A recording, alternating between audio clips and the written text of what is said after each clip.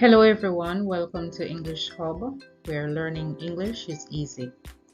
Today we're going to look at the topic responding to comprehension questions. First of all, what is comprehension?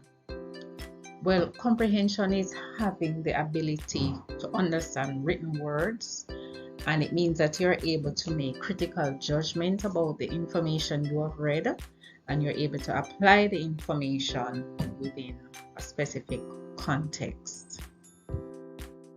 What are the different types of comprehension questions? Well, generally there are 4 different types of comprehension questions. The first one is literal questions, and this means that the answer is stated plainly in the passage, so you have to go directly to the passage. You have to probably read a line or read a paragraph, but the answer is stated word for word. The next type of comprehension question is inferential questions, and what this means is that the answers are not stated plainly, so you have to read between the lines, and you may also have to use context clues. The next type of question is application questions, and this means that you're required to apply the information that you have read in the passage to a specific context or to your personal experience. And the final level is, or final type of comprehension question is analysis or evaluative questions. And here you are required to assess the information you have read, and you are to state your views or your opinion about it. Now, what are the different types of comprehension strategies? There's predicting, and this means that you're going to guess what will happen in the passage or what will be said in the passage based on the title, images used, the headings or the subheadings that are present in the passage. You may also make connections to prior knowledge, and what this means is that you're going to connect new ideas that you're encountering in the passage to your previous knowledge or experience. The visualizing technique, and this involves the creation of mental pictures in your mind. So as you read the information, you should be able to formulate imagery in your mind. So let's say the passage is about a hurricane, the devastating effects of a hurricane. So you should be able to see the devastation, you should be able to hear the wind, and you must have experienced a hurricane. So it will be easier for you to visualize the details. These mental images, they help you to understand the information, to recall details, and to draw conclusions. You should also use a summarizing technique, and this means that you are to identify the main idea in the passage and to put them in your own words. You should determine what information is important and what is not. I suggest that when you're going through the passage, underline the topic sentences, underline the thesis statements, and important supporting details. So from that, you could summarize the main idea of the passage.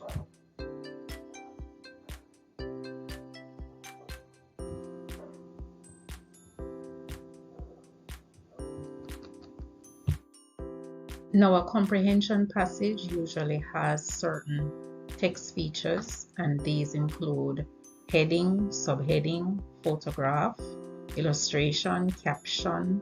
There may be a graph, bold print, italics, bullet points, and line numbers.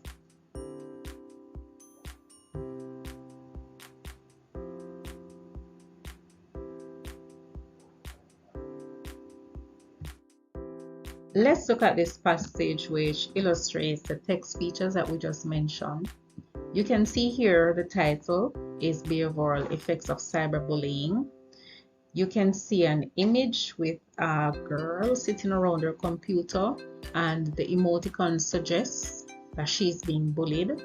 There's a use of paragraphs And here are the bulleted points which illustrate 3 effects of cyberbullying, and those include using drugs or alcohol, skipping school, carrying a weapon. And you can also notice that these subpoints are in bold, so it means that they are critical information that you should pay attention to, that you should remember. How should you respond to a comprehension passage? Well, first you need to identify the main idea of the passage. You need to read for specific details. You need to identify the author's purpose or tone. And by tone, we mean the attitude of the writer towards the subject matter. So is the writer concerned? Is the author angry? Is the writer confused? Is the writer distressed? Etc. So those are the different tones that you need to look out for in the passage. You can also make inferences based on the facts presented in the passage. Let's look at a passage from a 2017 CSEC English A past paper to identify the features, the text features that we spoke of, and the comprehension questions, the levels of comprehension. Now, first of all, what are the text features that are evident in this passage? There's no title, but from reading the passage, you should be able to suggest the title, and usually that's one of the comprehension questions. Next, there is a paragraphing feature. You can notice that the text is written in 3 paragraphs, and of course each paragraph would look at a different idea. The lines are also numbered, and that's for a specific reason. You'll be asked to refer to a specific line in order to answer a specific question. Let's look at the questions now. 31. Which level of comprehension skill are you required to apply here? The expression, "this bush does reduce you to an animal," lines 1 to 2, implies that shark would. Looking at this question, there's a keyword "implies," so you will know that it's an inferential question. So the answer to this question is not stated word for word in the passage. You have to read between the lines in order to come up with an answer. Look at question number 32. The advice given to shark in the first sentence was meant to warn him that. We can look at the first line and we can see exactly what was said to him, but in order to understand this question, you'd have to do an analysis. So you'd have to look at what is said and draw a conclusion based on the options given here. So look at the line, read what is said, and make an analysis. Analyze what is said and draw a conclusion based on the answers that are listed here. Now for question 33, it says, the forest darkened. Lines 6 to 7 suggest that they. Which level of comprehension skill do you need to apply here? Is the answer stated plainly? Would you expect to find the answer stated plainly with a word like suggest being used in the question? No. So suggest would imply that you are to make inferences. So it's an inferential question. The answer is not stated plainly in the passage, but based on what is said, you can arrive at a suitable answer. Look at number 4. The phrase molasses black, line 12, describes what? Again, you'd have to go back to the passage, read that specific line to determine exactly what is being referred to. So maybe you'd have to analyze a word or a phrase, etc., in order to come up with a suitable answer. The conclusions we may draw about Shark scanning the far bank in line 13 is that he was, what kind of question is this? Is it literal? Is it inferential? Is it application? Or is it evaluative? Well, it says here the conclusion that we can draw. So this is an example of an evaluative question. So based on the information that is given there, you have to make an assessment, a critical assessment, make an evaluation to come up with the correct answer.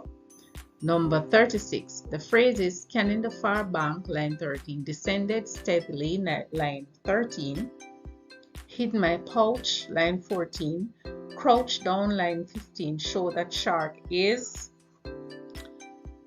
Again, the answer would not be stated literally based on the word show. So you'd have to make some inferences. You have to go back to the passage, read what is stated there, and come up with an answer. So these expressions given here, these phrases here, they are context clues. So you have to use them to arrive at an answer. Number 37, based on the extract, the only feeling Shark did not experience was, again, it was not stated in the passage what feelings Shark did not experience. So you have to go back to the passage, you have to read what was said and make an analysis. So you have to analyze what is said, and based on the information given, then you can draw a conclusion here. So see which of these options best suits the situation. All right, 38, the concluding sentence of this extract. So you'll have to go back to the passage, look at the concluding sentence, and determine what it suggests. So you'd have to do an analysis again. You have to look at what is said, look at the options given here, and arrive at a suitable response. 39, which of the following suggested titles best suits the extract? So initially I told you that there's no title for the passage and you may have to come up with one. This is a typical question for CSEC English A comprehension passages. So again, you'd have to read the entire passage and you have to make an analysis, look at the options given here in order to choose the best answer. So you have to apply analysis skills right here to determine an answer. I must let you know that for the CSEC English A paper 1, there are approximately 3 comprehension passages that you'll be required to go through. So it's very important that you sharpen your comprehension skills. But as long as you understand what the text features are, as long as you know the different levels of comprehension questions, then you should be able to respond to the passages appropriately. In paper 2, there are about 2 comprehension passages and you'll be required to write short answer questions. Now, you'd have to use the same skills. You have to understand the text features, you have to understand the different types of comprehension questions. But in responding, always remember to use complete sentences. Whenever you're responding to comprehension questions, always use complete sentences. Avoid fragments, avoid run-ons, avoid comma splice.